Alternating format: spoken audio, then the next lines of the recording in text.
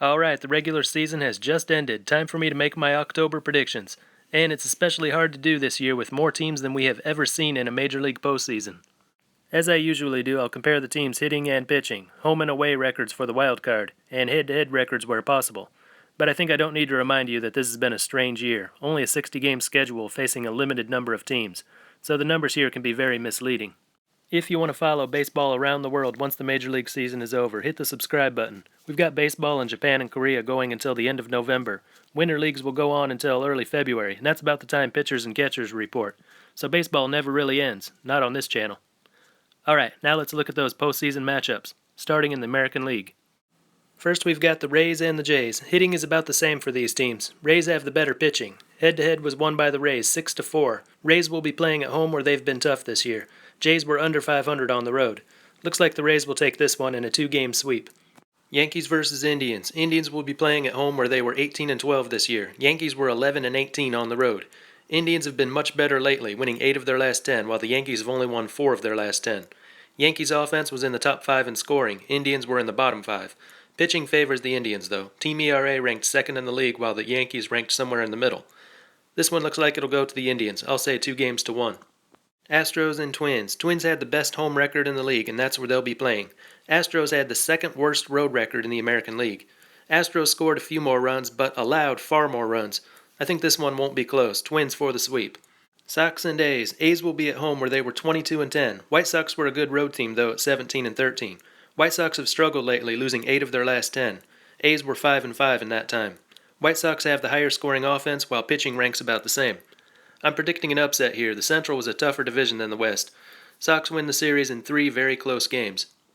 In the next round, Rays meet the Indians. Rays are much stronger offensively. Indians are a little stronger defensively.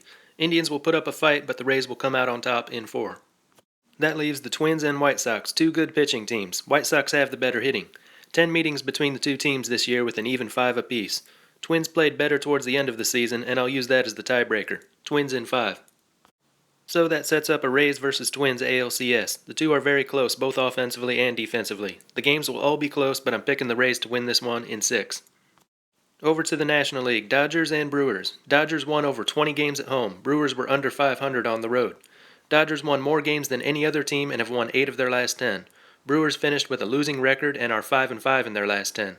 Dodgers were much stronger in both hitting and pitching. I'll go with the Dodgers here for an easy 2-game sweep. The NL West champion Atlanta Braves will take on the Cincinnati Reds. Both teams had strong finishes to the season. Braves had the highest scoring offense of any team in MLB, while the Reds were in the bottom 5. Reds have the better pitching, though. Braves are playing at home where they've been tough. I'm going to pick them for a 2-game sweep in this one. Central champions, the Cubs, will take on the biggest surprise team of the season, the Marlins. Cubs are one of the league's best pitching teams, while the Marlins rank in the bottom half. They're about the same offensively, with neither team really strong at hitting. Both teams had strong starts, but poor finishes to the season. Cubs are playing at home, but the Marlins actually play better on the road.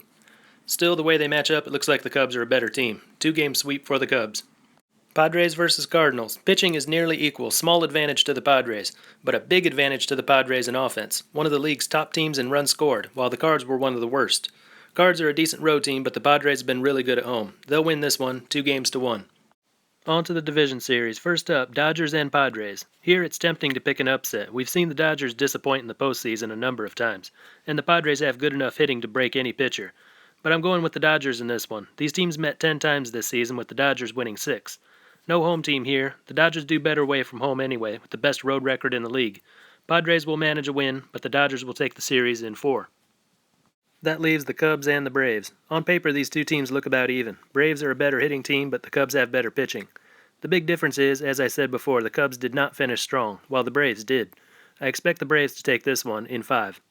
So the NLCS will be the Braves and Dodgers, the teams with the best records in the National League and the 2 highest scoring offenses in all of MLB.